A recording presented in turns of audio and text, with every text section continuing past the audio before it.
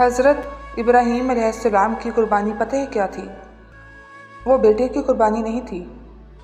اسماعیل علیہ السلام حضرت ابراہیم علیہ السلام کی سب سے زیادہ رو رو کر مانگی جانے والی دعا تھی۔ یہ قربانی دراصل اپنی سب سے پسندیدہ چیز کو اللہ کی رضا کے لیے قربان کرنے کا امتحان تھا۔ ہم سب کے پاس کوئی نہ کوئی اسماعیل ہے، خواہشات، اولاد، مال اور پیار کی شکل میں۔ ہوگا سب کے پاس بھی اپنا اپنا اسماعیل، تو کر دیں اللہ کی راہ میں قربان۔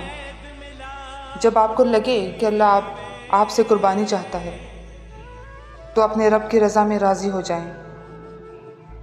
اور آپ سب کو بتا دوں، جب ہم اللہ کی راہ میں کچھ قربان کرتے ہیں تو وہ ہمیں خالی ہاتھ نہیں چھوڑتا۔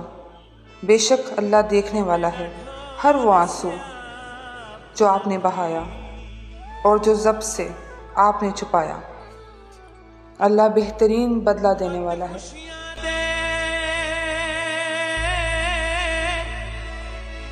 اس راگ دا چنو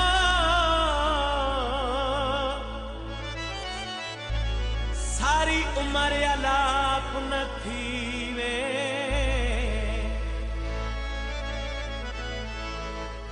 دکھ تشنا جھولی پوندے نہیں، بندہ کملایا اپنا تھی۔